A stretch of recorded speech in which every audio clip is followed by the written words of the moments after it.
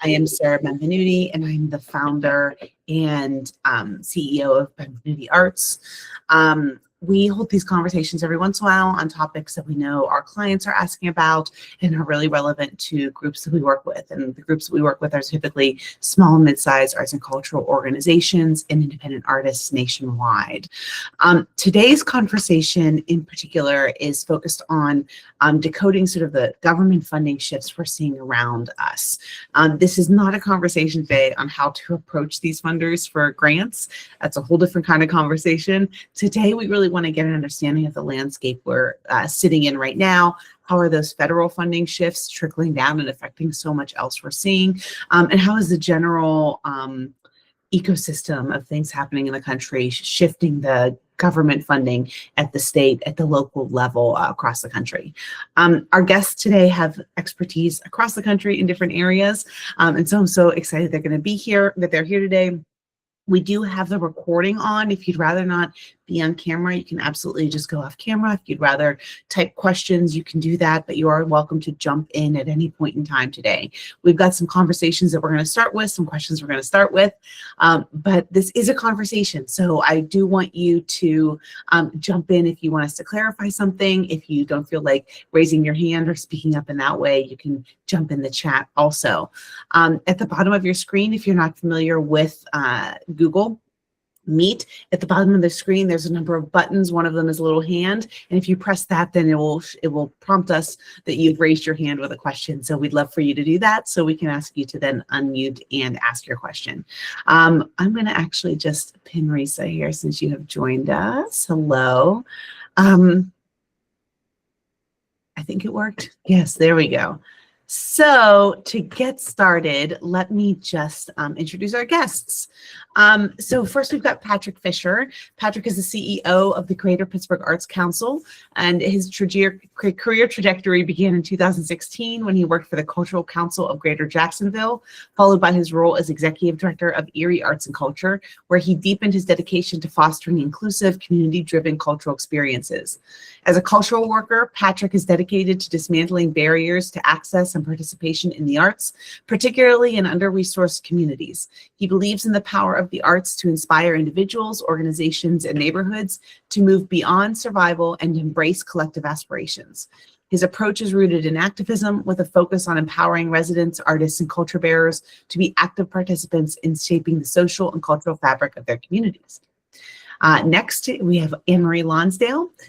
She's an arts worker with a background as a producer and administrator working with innovative and experimental live performance. She began her career as a performer, stage manager, and producer in theater and dance in Chicago and New York.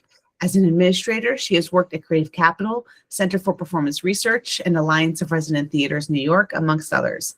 She's also one of the co-creators of the Freelance Artist Resource Project. Ann Marie has also worked in the performing arts community as an educator, facilitator, grant panelist, speaker, and is the founder of Partake Arts, a consulting practice focused on individual artists, artist-led projects, and service organizations.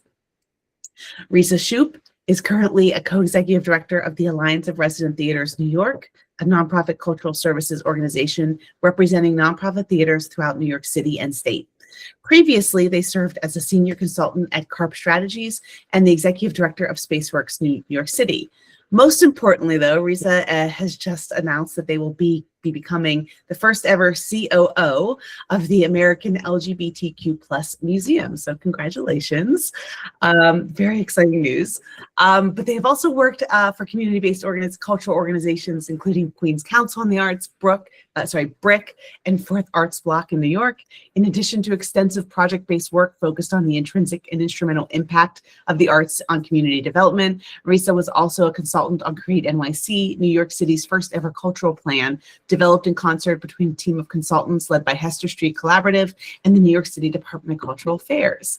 Welcome, all of you. I'm very overwhelmed by the immense amount of knowledge, experience on this panel. And for those of you on this call, I think you sort of know this already, but we are definitely focusing on New York, Pennsylvania, and California. This is where the bulk of our clients exist, but also where our three folks here do have their expertise. But we will talk in general about what we're seeing nationwide too. I know we're probably going to touch on regional regional arts organizations, some local entities, things like that. But first of all, I would like to ask each of you to talk a little bit about your experience with advocating and partnering with government agencies, so we can get a little understanding of your relation to these agencies. So I'm going to start whoever's left on my screen. So Patrick, if you want to jump in for us. Yeah, definitely. So when I was working in Duval County in Florida, we had a working relationship with the city and county, who are incorporated, to administer programs on their behalf. Two programs in particular: the re-granting for the arts program to their cultural service grantees, and then also the administration of their arts and public places programs. Both were designated through city ordinance. Here in Pennsylvania, I've interacted with the state arts agency in a couple different ways. When I was leading Erie Arts and Culture, we were a trifecta partner for the state. So we administered their grant making program on their behalf, we administered their folk and traditional arts program on their behalf, and then we also administered their arts and education program on their behalf. Here in southwestern Pennsylvania, we're a singular partner. We administer the grant making program on behalf of the state arts agency. That program is being sunset at the conclusion of this fiscal year, so our relationship will change a little bit. And then as long as I've been working in Pennsylvania, we've been advocating for more comprehensive state legislation as it relates to supporting the arts ecosystem and the cultural sector. Thank you. Ann Marie. Hi, Ann Marie, she, her pronouns. I'm based in New York, and I work with organizations across the country and specifically in California. So I'm going to let Risa be the expert on New York today. But if there's anything I can do to chime in, let me know. And I'll speak more specifically about California, which is, as we know, the 5th largest economy in the world, with one of the most radically underfunded arts councils in the country. So this has been true since the mid-90s, when the California Arts Council was essentially defunded after a series of Republican governors kind of tried to dismantle it as a state agency. And so in many respects, Theater Bay Area, the organization where I am currently the managing director, is sort of an advocacy partner together with the California Arts Council, and then a number of different advocacy organizations that kind of work in support of the California Arts Council. And then the council itself is, of course, a government agency that funds statewide in every county, and has recently undergone a pretty radical new strategic plan. The Newsom administration has been really generous to the California Arts Council and has increased funding. California Arts Council also gave away extensive COVID relief funds on behalf of the government, and has provided a lot of relief and resource both through the California Arts Council and through other legislation, including a law called the Performing Arts Equitable Payroll Fund, which is in the process of giving out many millions of dollars just to support performing arts payrolls. But Theater Bay Area is, a sort of advocacy partner together with our state agency, which is the California Arts Council, and then a wide variety of local agencies. And every municipality in California has kind of a different local setup. So the San Francisco Arts Council, it has recently announced, where we are based, SFAC has recently announced that they're going to collapse together 3 city agencies: the San Francisco Arts Council, Grants for the Arts, which is another government-funded agency, and the San Francisco Film Commission. And they are all going to magically become one agency that will fund arts, media, culture across San Francisco. They're in the process of hiring their very first CEO. So there's a lot of really interesting change that's happening right now.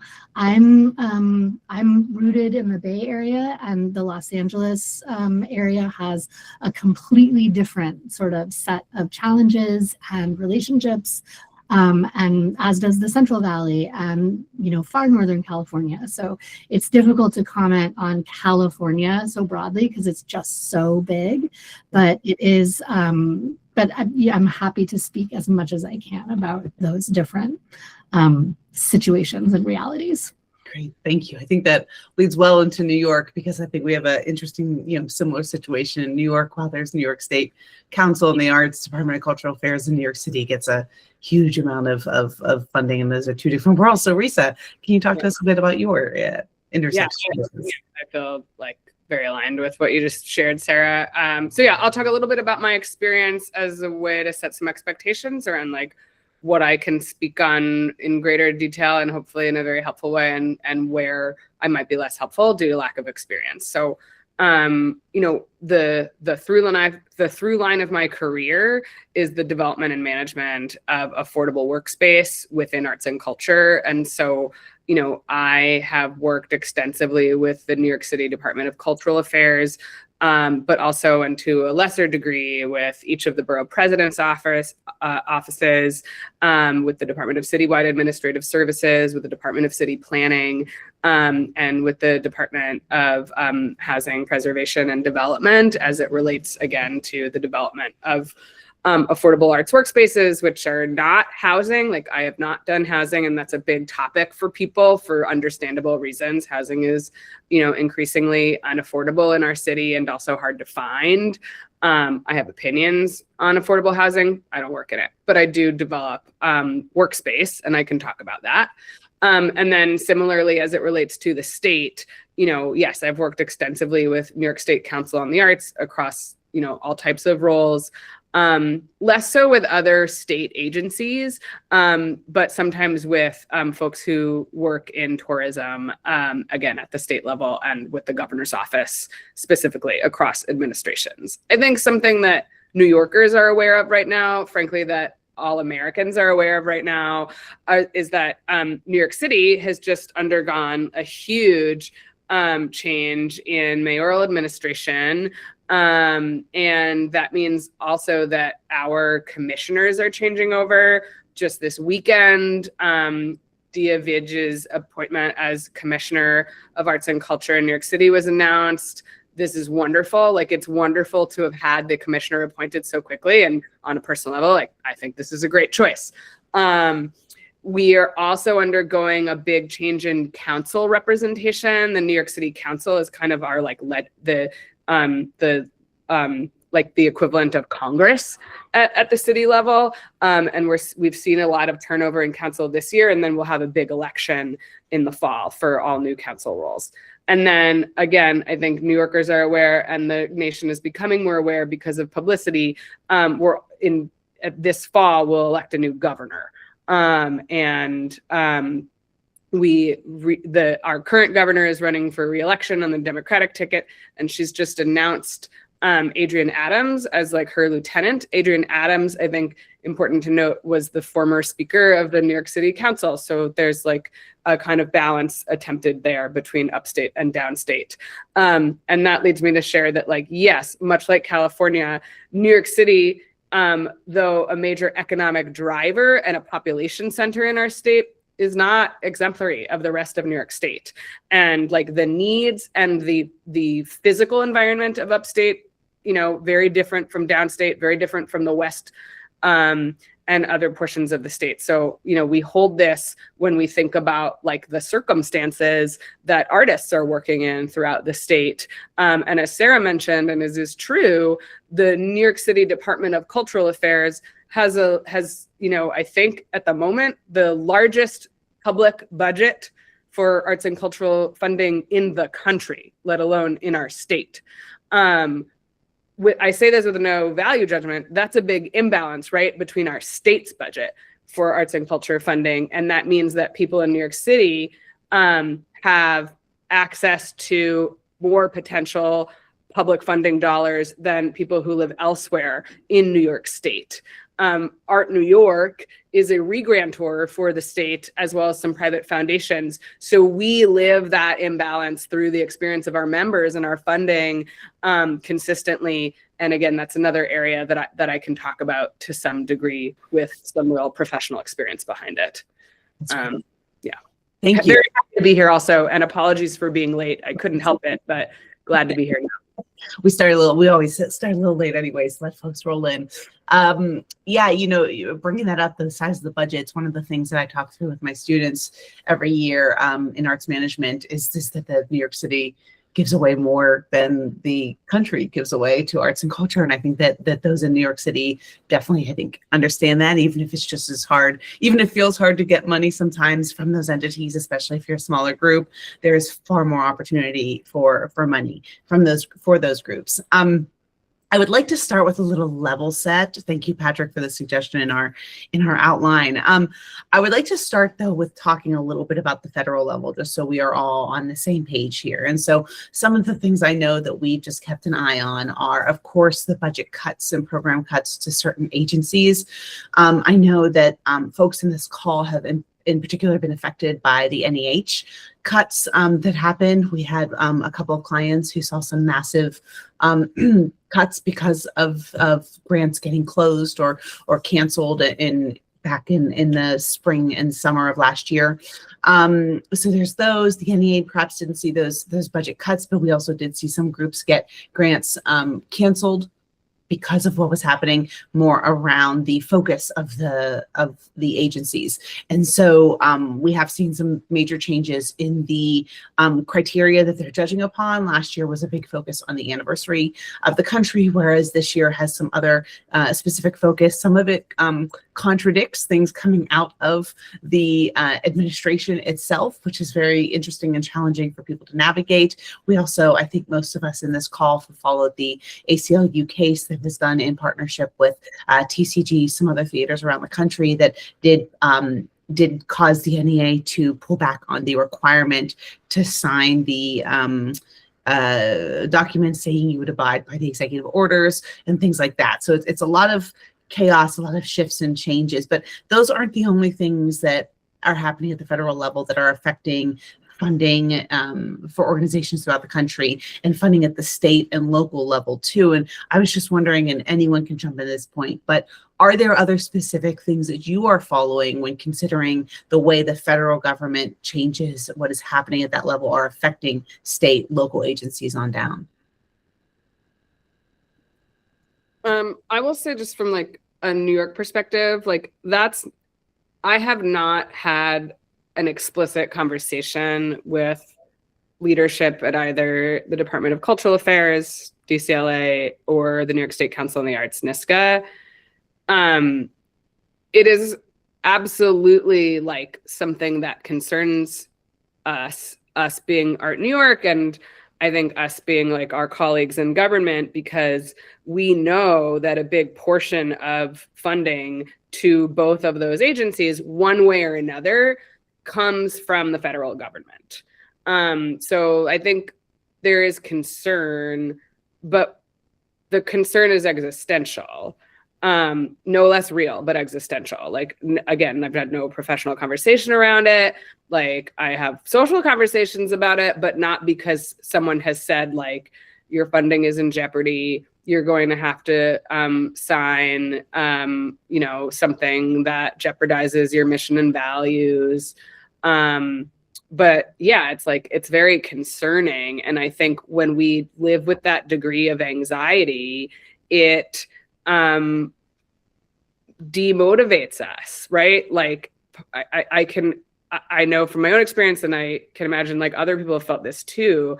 When you don't feel like your resource provider is going to be there for you in the same way, you're less likely to reach out to them. But I don't think that's the case for NYSCA and DCLA. So I want to take this opportunity to say, like, I have found those agencies to be as responsive as they have ever been. And like, I would encourage people to like stay in good contact with them and keep applying. I agree wholeheartedly with that assessment. I think that we've always had incredible relationships with program officers at the Department of Cultural Affairs and NYSCA. And so if you do have questions or concerns, don't hesitate to reach out to them. This is true for, I'd say, most funders if you have a relationship with the funder, but those agencies, the program officers, are usually very dedicated to supporting the community. It's why they took those jobs in the first place. Patrick or Ann Marie? Yeah, I mean, if government funding and policies were difficult to decode previous to the present moment, it's even a greater enigma now. And we hear from folks in our field constantly asking questions around what is the current policy stance on things, what is active versus what is maybe speculation or what is being challenged. As we're trying to help our field stay informed, we've kept a running blog post that we continuously update since the Trump administration took office to just try to keep track of things and have a paper trail of all these changes that are happening. Recognizing that you may have previously gone to a page in, the NEA or NEH's or IMLS's website that documented something, and now that page no longer exists, right? So that ambiguity that it perpetuates. We are also seeing the impacts of this at the local level. Starting in 2020, the State Arts Agency here in Pennsylvania, they adopted equity criteria for their grant making. In particular, looking for 51% of public funding to go into communities that have historically been under-resourced, either individuals representing the global majority or rural communities. And in this most current grant cycle, we have seen that equity criteria rolled back. And while we haven't specifically heard from the State Arts Agency that it is a trickle-down or federal policy, I think some folks could probably connect the dots on that a little bit. And so we are having concerns about making sure that those funds that have been earmarked are still reaching all of Pennsylvania's 67 counties, and the communities that might not have the relationships with their arts councils or elected officials or decision makers, so that access isn't a barrier to funding support. Thank you for bringing that up. I think that one of the impacts that we're seeing at Benvenuti Arts, that's one of these sort of trickle down impacts, doesn't necessarily, I'm not necessarily speaking for state and local government funding agencies, but we're seeing that similar impact with funders, which I'm sure many of you have too. Some of our favorite funders are having a lot of feedback on the way language is being used in applications. Oftentimes they are very supportive of the groups themselves, but they are very careful with how they're having groups apply and contract for projects in order to perhaps protect themselves from what is happening at the federal level. We have seen some pushback, and this isn't necessarily the federal level, but we know of a couple groups who got some pushback from funders based on support for Palestine. And so we are seeing some of this stuff trickle down, not just in the government arena, but in funders and foundations overall, as I'm sure many of you have probably heard board members come to you and say, should we take that thing off of our website? Should we change this language? So that sort of stew that we're all sitting in, I think definitely trickles down in various effects. Ann Marie, is there anything you want to add before we? No, I really want to lift up what Risa mentioned about the sort of existential threat to arts and culture funding. That's sort of rooted in the withholding of federal funds across the board to states like California, states like Illinois, other places that are sort of proposing to push back against the Trump administration. I think the interesting thing is about that is that we see federal funding flow down to state arts councils, state humanities councils, and local arts agencies in a variety of different ways. And if you don't get it from the federal government, you have to raise it elsewhere. And so I think that's just really well observed and important to keep in mind that, when the NEA budget is being passed and, NEA funds are flowing, for example, to WestAF or Mid-Atlantic Arts Foundation, they're also, potentially, and those are direct sources of funding from the federal government. We're also seeing federal funding being withheld from, California, for example, around like green energy projects and transportation projects, and that means that state resources have to be redeployed away from the arts and towards other critical infrastructure and other projects. And then I think also really well observed is kind of this chilling of speech overall that comes directly from administration policy, priorities, values, if you could even use that word in relationship with this administration. And that's something that we have experienced across the Bay Area, and where other funders are not stepping in to necessarily fill that gap that's created by the choice to reject homophobia, reject sort of institutionalized racism. Transphobia in particular has been like a really, really critical issue across all of our organizations in San Francisco.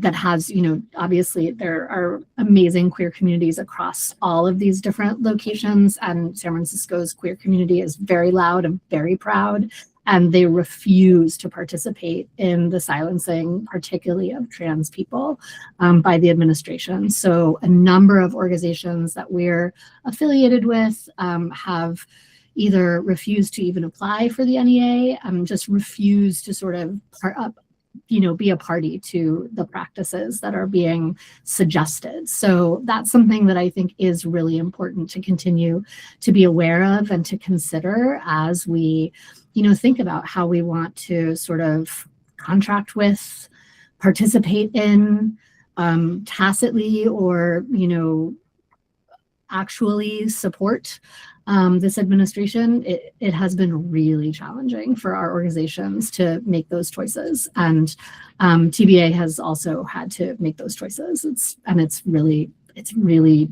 rough. It's rough out there, and we have also seen in some instances private money come in to fill those gaps. I know that when the NEH funding announcements were announced, the Mellon Foundation sort of organized a cohort of foundations to support humanities councils and libraries, but that's not necessarily going to happen for arts and culture writ large, for theater. So it's something that we have to consider, that the pot is genuinely smaller than it was a little while ago. So, just some, affirming my fellow panelists and lamenting, I think, the situations that we're being presented with as, just people who care about this work. Yeah, one of the challenges we've had with our clients is the conversation around the NEA, because there's definitely, I think, a argument to be made that we need to justify the NEA budget and continue demonstrating a need. But then there's also, especially with our client base, a huge argument to be made that many of them don't feel safe engaging with the government at that level at this time. And it's incredibly complex and nuanced, and each, I think, group has to have that conversation honestly within the community. Yeah, it's Orwellian. That's very true, Amy. And so I think that complexity, when it begins to extend to the foundations and the other entities too, it begins, I know there's an overwhelming feeling of, well, where do we get the resources?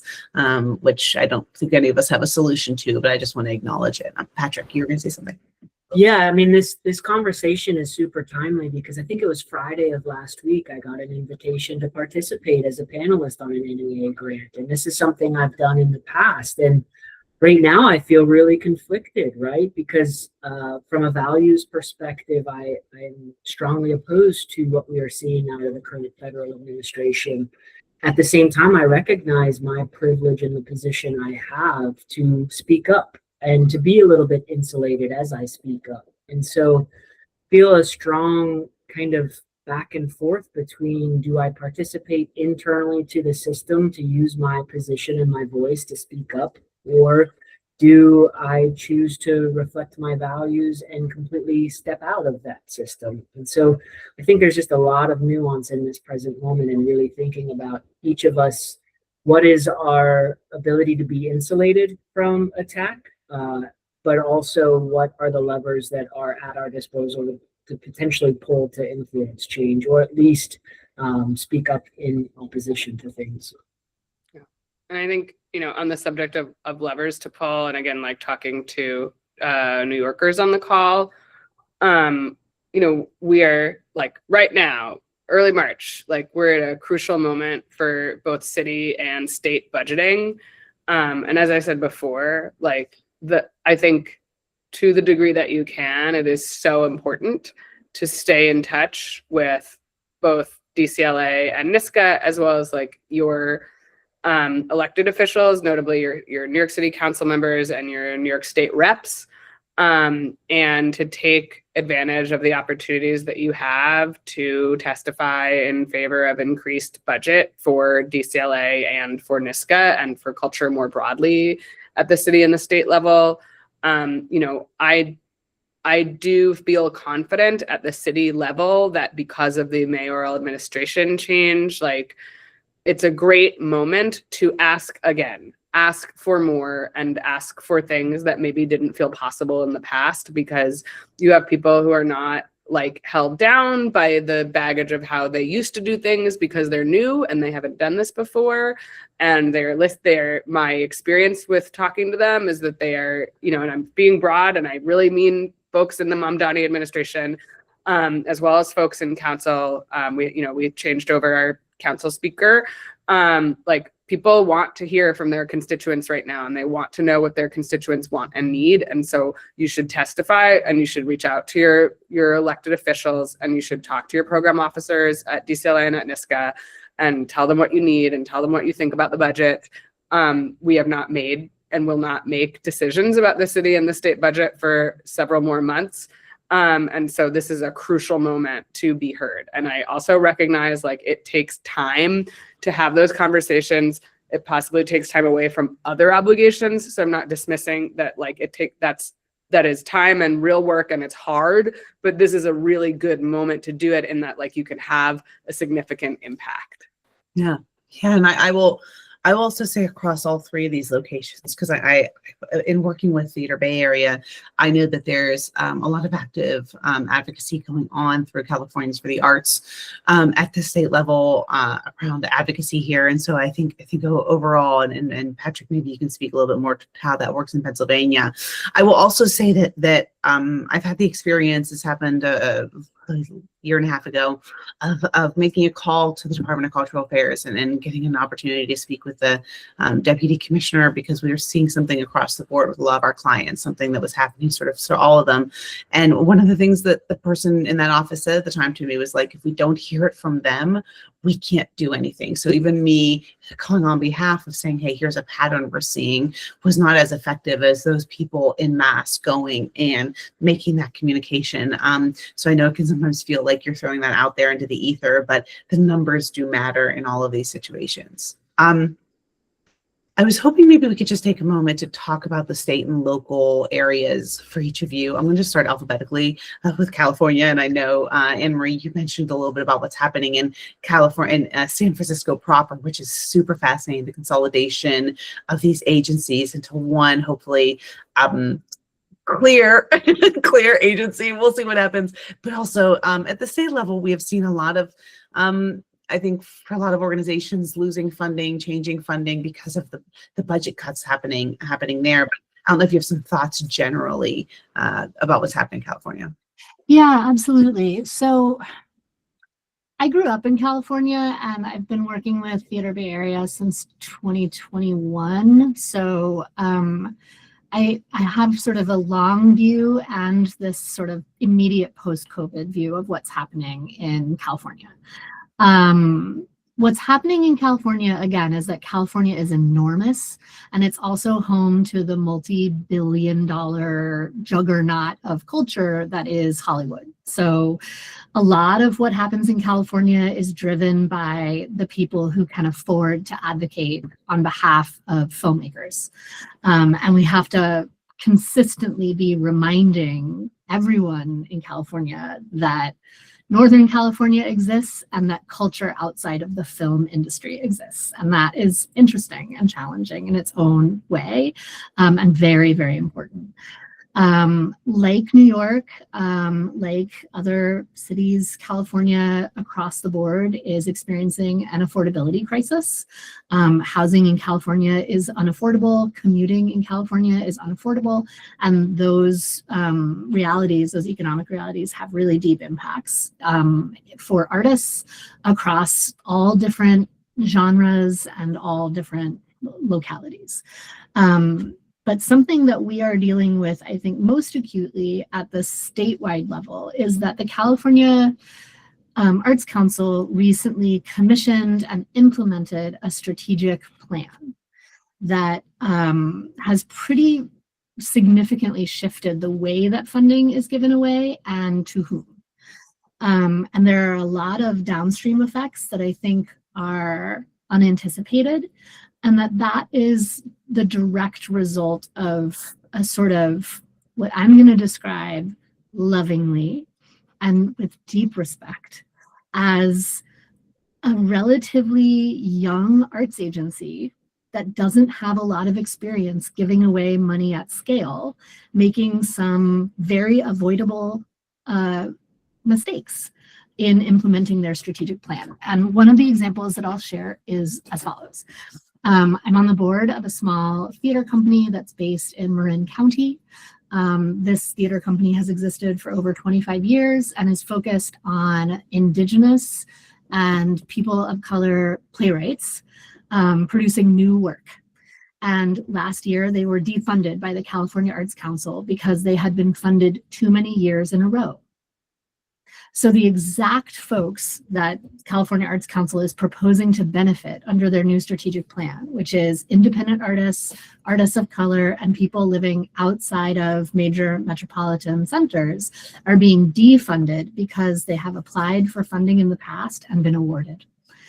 So to me, that speaks to like a lack of strategic understanding of how funding can and needs to flow in California, and how we can flow it in ways that are like supportive to artists of color in particular in this example.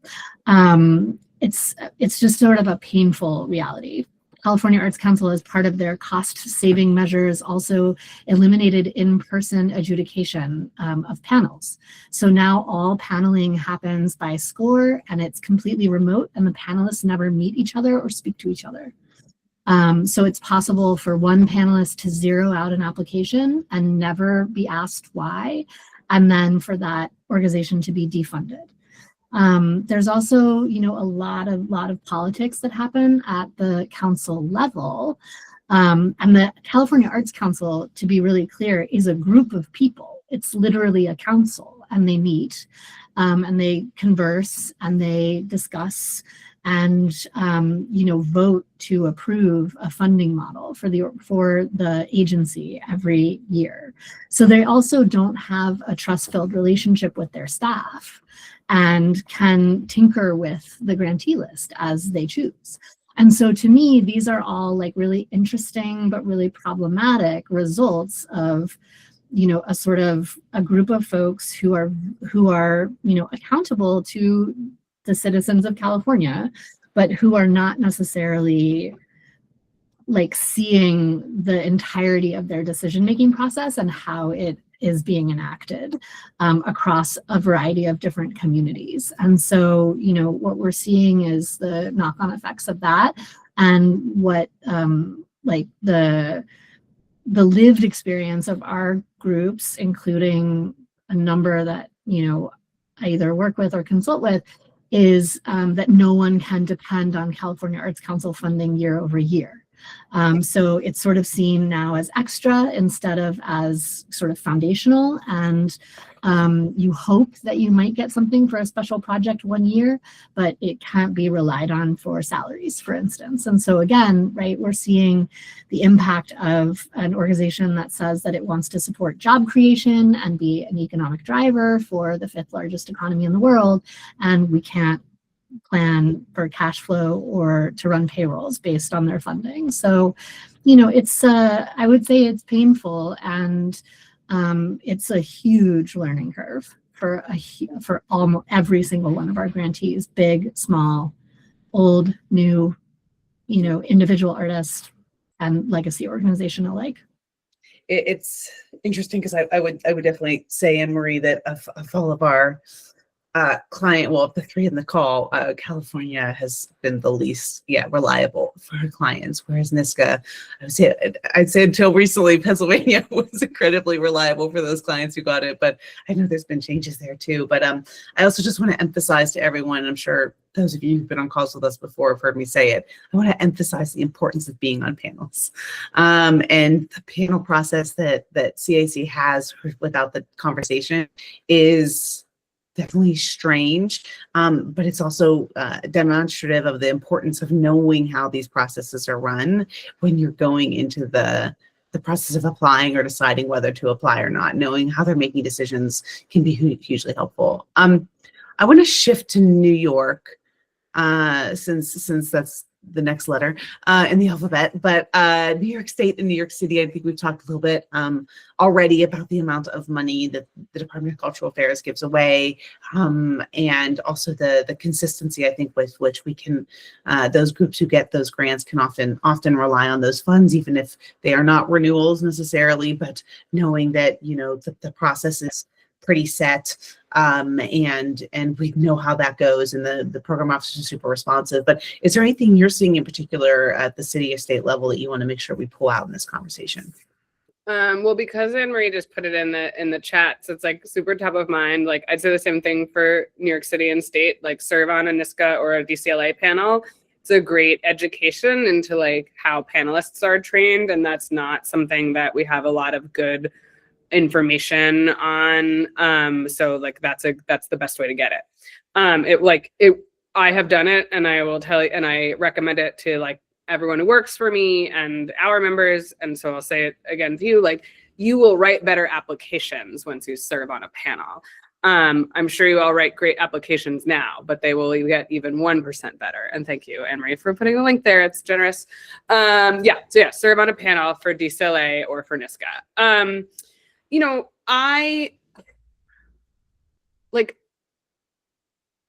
I guess part of me is like, I don't really know what I'm seeing yet, because we're in this like interesting moment of like one administration fully turning over and one administration like about to go through an election.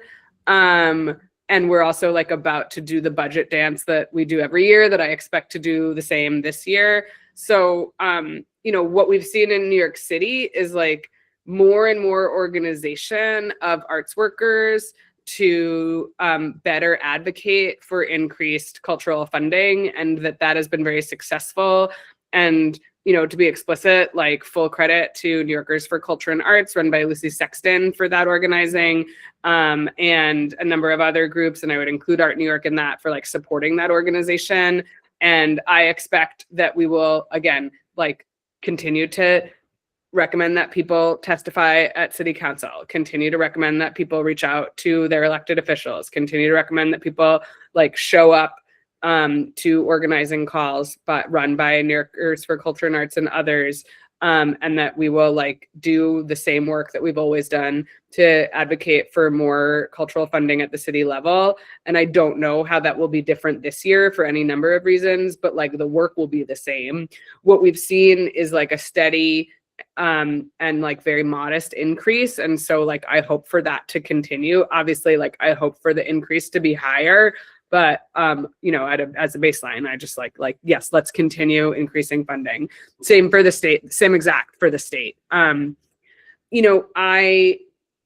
go back to something I just said, like, we no longer have clear information provided to us about how panels are trained, and how their evaluations relate to awards.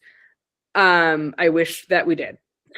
And that's part of something that we advocate for, we being Art New York and our many colleagues. I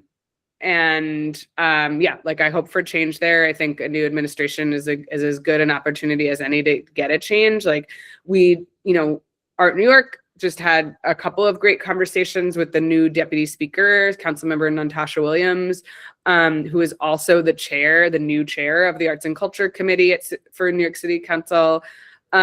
She like totally understands that we want like clarity on the panel process and clarity on the award distribution process. And so I think we've got like a good advocate for ourselves there, and we'll keep working with her on that. And I think that sentiment is shared throughout her committee and probably throughout council. And I would say that based on other conversations I've had with council members about this. But like, we're very much like in a beginning position with that. So I don't know where it'll end up. What else? Yeah, I don't know.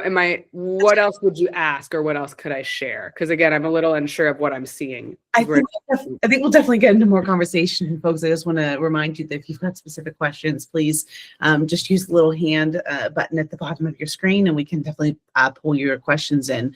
I also just want to once again emphasize the advocacy piece, and I want to do it as I transition over to Patrick here, because I grew up in a rural community in Pennsylvania, in Venango County, which is about an hour and a half north of Pittsburgh. And my town had about 6,000 people. And we had a performing arts center, a really popular marching band, community theater programs, and an annual craft and food festival that's still very popular to this day. In the 90s, when I was in high school there, we had a couple of community members who were incredibly good at advocating at the state level, and they would go and advocate. And then they were also very good at writing Pennsylvania Council on the Arts applications. And so when I was in grad school, I had learned that that county in Pennsylvania, Venango County, had the most per capita arts funding through the Pennsylvania Council on the Arts in the state at that time. And I know it was because of since I lived it, I knew it was because of those people who were advocating and actively on the ground pursuing the relationships to make sure our community got that money. And so it's just incredibly important. Lots of changes happening in Pennsylvania, though. Patrick, PCA, PCI, programs getting cut. Yeah. So first off, shout out Venango County. I spent the first 5 years of my life living in Venango County before moving to Crawford County. Oh, that's so funny. So also recognize the rural portions of the Commonwealth. So for those that might not be aware, when the NEA was formed in the mid-1960s, the legislation that existed required states to also create through legislation their own state arts councils to serve as partners of the federal government to receive those funds and then administer them out at the state level. So Pennsylvania was one of the first states to have a state arts council in the mid-1960s, and it was passed through bipartisan support. It was originally sponsored by a Republican legislator, and it was voted into law by a Republican governor at the time, but it received unanimous bipartisan support. When we're thinking about this present moment, the challenge that our field has of both attracting and retaining public dollars, I think part of the challenge is that we have forgotten how to advocate on our own behalf.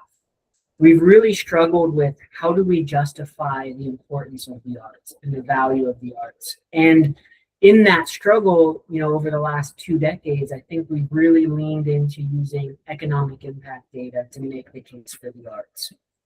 What we have seen as a consequence of that, at least in Pennsylvania, and I can't speak for other states, but in Pennsylvania, is instead of saying, okay, we recognize investments in culture and arts ecosystem as a strategy towards economic development, and we will fund it in addition to the cultural development that this work does, it has been at the expense of that work. So in Pennsylvania, as of last year's data, PA was the 9th most arts vibrant state in the nation, but we are the 33rd least funded state at a state level in the nation. And so we have historically been a vibrant state, not because of the state support, but in spite of that limited support. For the last 16, I believe, budget cycles, the grants to the arts line item that's in the Commonwealth of Pennsylvania's annual budget has remained flat at $9.59 million. That's actually less than what it was previous grant cycles. There was a point in time where it sat closer to $13 million about 20 years ago. And as we all know, inflation means that money does less on behalf of the state. So in the mid-90s, the state was starting to look at data and this was when all the grants were administered centralized in Harrisburg, realized, okay, Philadelphia and Pittsburgh are getting a disproportionate amount of funding. Let's find new strategies to make sure that every county in Pennsylvania, so counties like Venango, benefit from this public support. So in 94, I believe, they rolled out the first partnership program where they had district partners that would be boots on the ground, know the community, understand who's doing the work, and work with them to ensure that they could access that funding. And it was a very strong statewide network for multiple decades. Fast forward to 2020, and a lot of the grant programs that existed to support artistic projects, artistic programs, and artistic operations, again, we struggled to figure out how do we use the ROIs of capitalism to justify these state investments, and started to lean more into economic impact data. So projects that previously would have supported, or grants that would have previously supported an artist doing a project in their neighborhood went away. And in its place, the creative entrepreneur approach was established. So in order for artists to now access state level funding, they had to demonstrate that they could operate as a small business and that they had a viable product to take to market and scale over time. And while, again, I understand some of these approaches, it should always be in addition to or complementary to, not at the expense of. And where I felt like it was short-sighted was we could look back to artists that got project grants 20, 25 years ago and actually be able to trace how that consistent grant funding led to them becoming an economic generator for their household, for their community, how it led them to future opportunities, how it allowed them to sustain their practice over time. So all of the things that I think the state aspires to see out of the creative economic programs that they now offer were previously being achieved, just not captured and communicated in a way that really resonated with elected officials and decision makers. So now, as of this current year, they're completely changing the scope of the state programs that are going to be available to folks.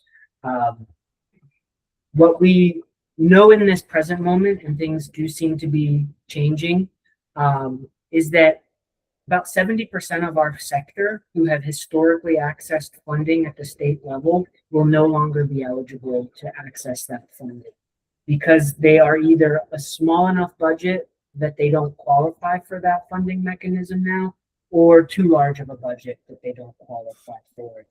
In addition to that, really long-standing programs that not only provided supplemental art income to artists that were working in the community, but also really helped drive forward learning outcomes and objectives by funding and supporting arts and education teaching artist residencies are also going away. So we have about, in just southwestern Pennsylvania, we have over 30 rostered teaching artists that the income they relied on year over year is going away.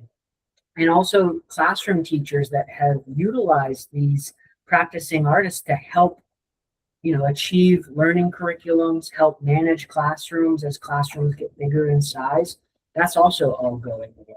And the challenge that we're facing here is not only are they changing, but there wasn't a sunsetting that wound down the program over time, right? You could have said, okay, we're going to make this change over the next 3 years, but it was, this ends at the end of this fiscal year. And a lot of folks are now left trying to pivot and say, well, what do I do next fiscal year? This, similar to what Ann Marie shared about California, the decisions are being validated by the strategic planning work that the State Arts Agency did. The challenge is none of us have seen the results of that strategic plan, right? We don't know what were the questions that were asked, who were they asked to, what is essentially supporting that this is the correct approach to go. So, I'm working with a lot of colleagues across the state right now to say, we aren't saying don't fund economic impact. We do believe that's important, but it should be in addition to. And the work that we are seeing at the state level for economic impact should be a division of the Arts Council, not the sole identity of the Arts Council. The State Arts Council was historically called the Pennsylvania Council on the Arts since its formation. Last year, it changed its name to Pennsylvania Creative Industries. And it's almost as though in our state, art is becoming a dirty word, right? Like we fear that it's going to set off, criticisms or conflict or other things, and therefore we feel like the safer approach is creative industries. What I will share is that I think our biggest challenge as a field nationwide advocating for this work is not our ability to show an economic return. There are fields and sectors that produce negative GDPs but still receive funding for that work. Our challenge is political willpower and social capital. And I think that that's really where we need to hone in on this advocacy. So one of the things that we're launching this next fiscal year, we piloted from Creative Ohio, their Advocacy Leadership Institute, which is about developing a cohort strategy to learning about how civic action happens, when it happens, who you need to be in communication with, when you should be in communication with them, and really teaching the downstream work of advocacy and relationship building. And while it's correlation, not causation, they've been doing this program for 3 years now. And last year, Ohio had record level budget for state level investments in the arts. So we are really excited to pilot that here in Pennsylvania and work with Creative Ohio through that licensing. That's awesome. That's awesome.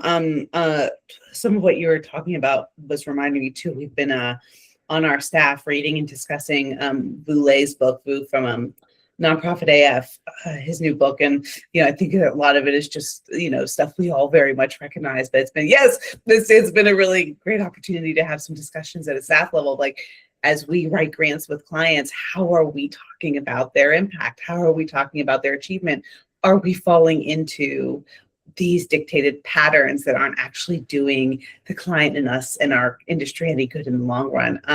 It's just a really challenging conversation. I'm just reflecting back to grad school when counting new beans, when that came out and everyone was talking about how do we assess, but we're having the same conversation. Patrick, before we move on, I wanted to ask you quickly about RAD, about the regional asset district here in the Pittsburgh metro area, southwestern Pennsylvania. That's, for those of you not in the area, that's our local funding entity. And I don't know if you're seeing any trickle down effects right now hitting them, or if they're sort of business as usual over there. Yeah, so have not seen any trickle down impact there. For those that don't know, Allegheny County here in the Commonwealth of Pennsylvania is a bit unique in comparison to all of the other counties throughout the state, where it was agreed upon to have a 1% sales tax added to all sales transactions here in Allegheny. And that 1% goes into a pool of funding to support culture, recreation, stadiums here in Allegheny County. You can apply for programmatic support, operational support, capital improvement projects. So it is a very rare stream of support here in Allegheny County in comparison to some of the other counties. Where we are seeing change is, all of these funding entities, whether it's the State Arts Council or RAD, they have the staff that is implementing the strategy and doing the work, but then there are the governing bodies as well. Here in Pittsburgh, we had a mayoral election, we have a new mayor. The mayor gets to appoint seats on the board of RAD.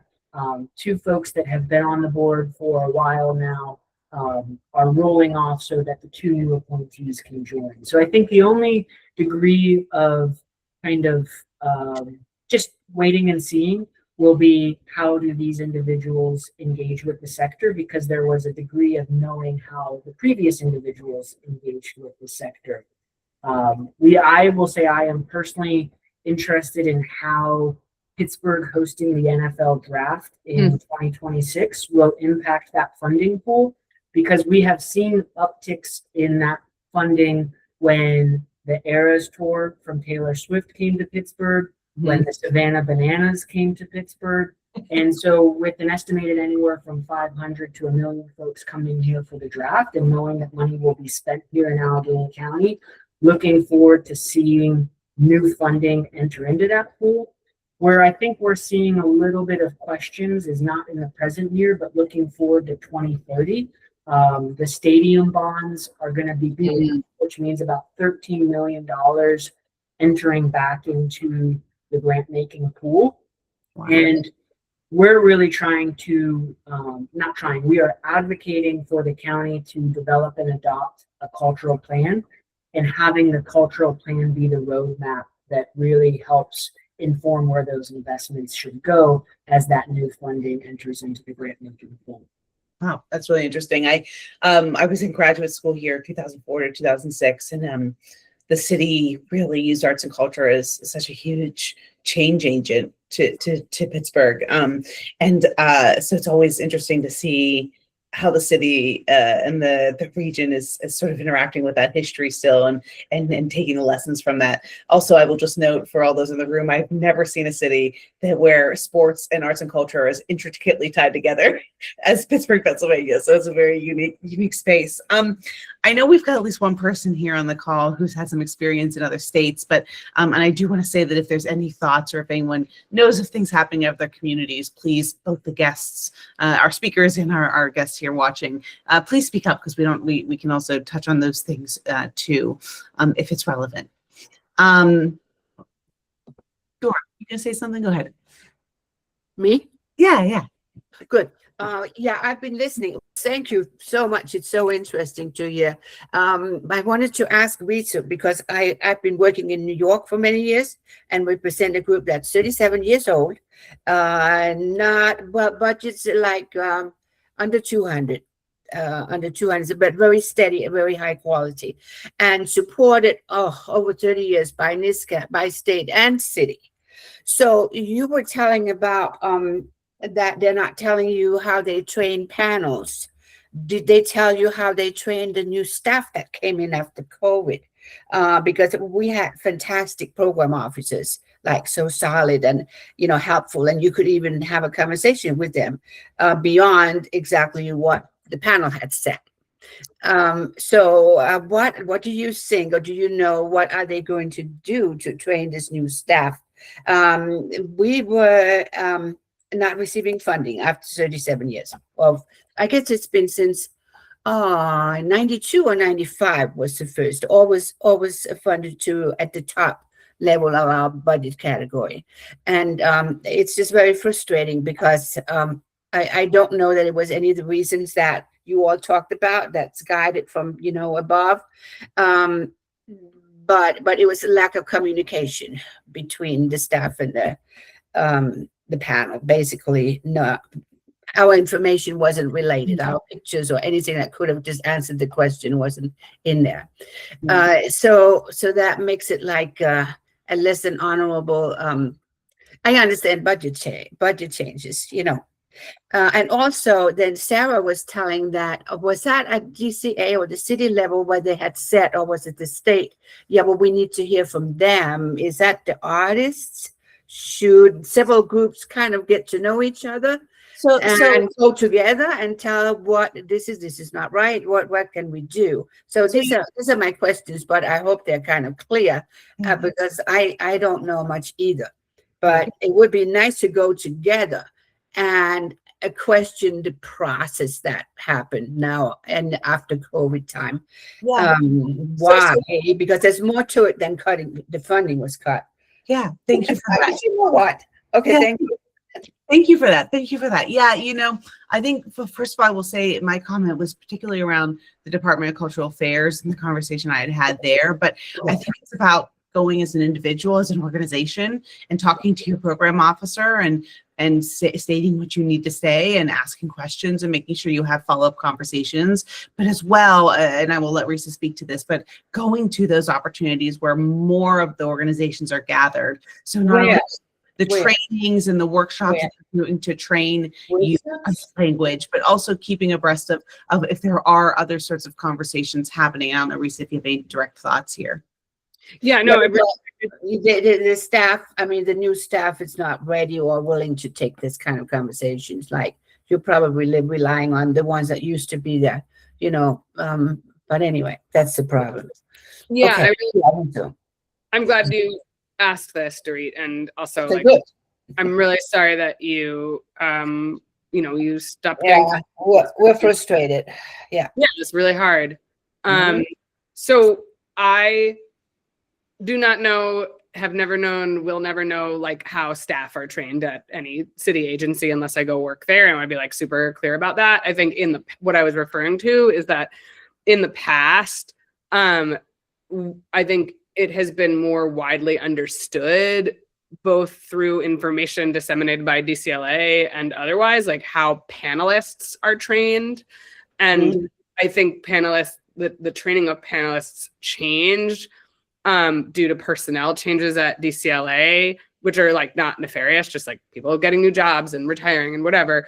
And so then we like stopped getting that information. But I don't know. I wouldn't ask, and they wouldn't tell me like how staff are trained. And I do know, as you've alluded to, that like the DCLA has hired a lot of new people since 2020. And I can also share that like the agency has at times like also undergone a hiring freeze. This has been like shared at city council hearings. And they have at times like reported to have been short-staffed. I don't know what the status of that is right now, because those things change, right? As people again. Yeah, understandable circumstances. Yeah. Yeah. I'm sorry to hear that you feel like your current program officer isn't receptive. That's really difficult. And I would encourage you to say that to them, to say like, look, I need to talk to you. I'm a prospective applicant. I used to get funding. I don't get it anymore. Like I would be explicit about what you need. I think we just put in an appeal, but we don't know whether we should speak with the new commissioner or who it is there. You should reach out to your last known program officer and say like, I'm going to apply again. I want like to get feedback, like, and I want, every opportunity to write a better application. And I would be just that explicit. And I know that probably sounds inadequate and that takes real time away from the other work you're doing. But I think that you should do it, and it will get you a different response. Yeah, they don't work there anymore, but so maybe it's a deputy commissioner or the commissioner. I would reach out to you know what? I'm going to put my Art New York email address in the chat. Great. Thank you. Yeah, why don't we chat about who you might reach out to? Because it was just like, it could just have been a little more honorable and respectful mutually than coming in to say to an older organization, the ones that really they can rely on, we're going to get the program through to the public, right? Because we have the experience. And then, no, our public service is not good enough anymore. And they got low scores because they think we're in the wrong neighborhood with the wrong cultural, I will also say what I will also reflect also what Risa was saying before. We've seen with some of our clients that the panelist feedback is strange. Good. Strange. Yeah, I'm not crazy. You're not crazy. I'm not dreaming it. Okay. I will say from New York City Department of Cultural Affairs, the feedback we got for this last round, some of the feedback we got was odd. Like that's a good word. Odd. That's some interesting feedback. I will also just note, and now I'm going to speak about New York State Council on the Arts. New York State Council on the Arts, we had a number of groups get less money. And when we went and asked for feedback, which is why asking for feedback immediately is incredibly important. Don't ever be shy. Funders, all funders, etc. When we got the feedback, basically these groups, almost all of them, scored higher than they did last year. But the New York State Council on the Arts got 200 more applications. Yeah, they had no money. Yeah, they didn't have. And they said that it was just like the applications were all pretty good. And so that amount of money they were allocating. And so I think there's also a lesson to take here too. No, the state didn't have money. No. Yes, of taking feedback with a grain of salt, but always pushing to get feedback. That was actually the feedback I had provided to the Department of Cultural Affairs that I got some pushback on, because we had groups who were wanting to know what happened in the panel, and the program officers were not good at managing those requests for feedback. Oh, and good. therefore we Yeah. weren't getting feedback, and some of them were then told that they didn't request feedback in time, but they had. So there was just some stuff happening there, and so The right appeals. yeah, but also this was a year and a half ago. But I think that's just why it's important for us to keep pushing, and Risa also mentioned like city council meetings, stuff like that. This is why also showing up in those places can be important. Ann Marie, you had something you wanted to jump in on. Yeah, just wanting to offer, because I've been working in New York, for the last like almost, this is so sad, 20 years, I guess. Yikes. And working in panel-based grant making for almost that long, is that your program officer, and this is true at the NEA level, at the state level, and the city level, your program officers are not decision makers. They're conduits for information, right? So laying the responsibility at their feet for like how decisions are being made and enacted is not necessarily a strategy that I would recommend. They are a source of information. They are a critical relationship, but they are not scoring your application. And they're also not encouraging panelists to make certain decisions or not. I sat on DCLA panel last year for theater companies with budgets under $100,000. And it was a really beautiful, experience. And we didn't, I'm sure we didn't fund everyone. Even inside of that panel, don't tell anybody I'm telling you this. I didn't sign an NDA. I don't know if this is against the rules, but like, we didn't assign amounts of money. We literally just discussed and scored and discussed and scored. And in that panel were other artists just like y'all and weirdos just like me, and a representative from a city council person's office who was there and who had no idea what was going on and who left halfway through the day because they had to go deal with a crisis in the city council office, right? So I think I want to leave you with all of you, not just you, Dorit, but everyone, with a few different like ideas. One is that your program officers are absolutely your allies. And if you have a program officer who's not showing up for you, you should absolutely run that up the flagpole to people who can be advocates for you, because these are people whose job it is to advocate for you in places where you are not and to help you. Are they our advocate? I do genuinely believe that most of them are, yes. No. And Let me be clear what Ann Marie's saying. They're your advocate in that they're your team member, they're your guide. They're going to show you how the process is done. They're going to help you make decisions. They are not getting on the panel and advocating for your application. That is not a thing they can do. So when we say they're your advocate, we mean they're your like teammate. Yeah. But they're not going to sit there in the application process in the panel and say to the people, actually, I know them. That's not the way I would interpret this. They're not going to say that sort of stuff. Yeah, no. So They could point to it in the application, right? I'm sorry, what was that? They could still have pointed to the application we send in. No. They couldn't. cannot, in the DCLA panel, they cannot be pushing the panel at all to make any sort of decisions or anything. No, not decision, but see, just refer to, it's on this page. What you're looking for is on this page, or Not necessarily. not do that. I'm not supposed to say anything to them. No. Okay. No. And I would encourage you to reach, to continue this conversation, to definitely go try to sit into the DCLA workshops and stuff this next time around. So you can they're coming up. them and bring that up to them, because here we've got a bunch of advocates, but we are not, like Risa said, we're not in the process. Thank you. Yeah. Thank you. Yeah. Okay. And I think just to leave you with the sense that like these are guides. They're stewards, but they are not decision makers, I think is important.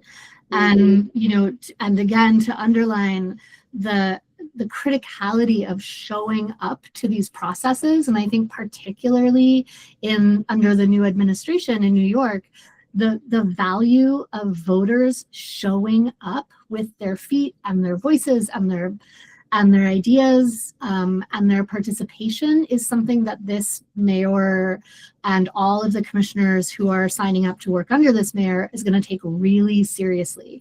Something that I'm hearing in California, but that I also think resonates in New York, is that electeds are tired of hearing from professional lobbyists and want to hear from real human people who are impacted by the decisions that they make and by the legislation that they shepherd. So something that we're hearing is that, like, if paid staff from Californians for the Arts and California Arts Advocates shows up to a hearing, their testimony is understood to be the testimony of professional lobbyists and not artists and not citizens, right?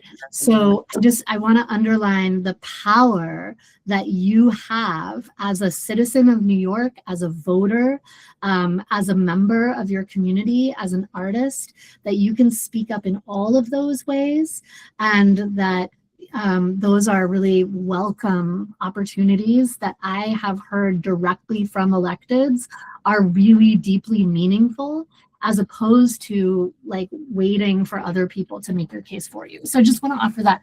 Not, again, it's not a criticism. It's really for everyone on the call to just think about like the power of participatory democracy in this moment as being something that could be really impactful here for you as arts fundraisers. That's great. Thank you, Ann Marie. Patrick. Yeah, just want to echo everything that was said. Is, you know, being a program officer or the equivalent staff position of a program officer can be a thankless job. They're often the ones on the front line that have to send out the notifications of the regrets as well as the congratulations. And they're typically the ones that are receiving the immediate responses of the why, you know, how, like all of these things. And as has already been expressed on today's call, they're also typically not in a decision-making seat or an authoritative seat. And so really making sure that whatever correspondence you do with your program officer, keep that relationship warm, right? The time to build that relationship is not when you need that relationship. It is an investment that will pay off over time. And really just making sure that you're not coming out guns blazing whenever you get a decision sent to you that you might not agree with. To loop this into what we're seeing in Pennsylvania as well, I mentioned that over the last 5 years, there's been a lot of policy changes at the State Arts Council.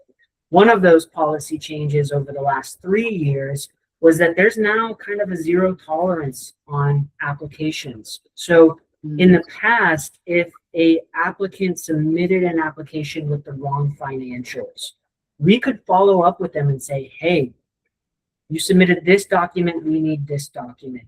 We are now barred from being able to do that. We cannot follow up. We cannot say you submitted the wrong materials.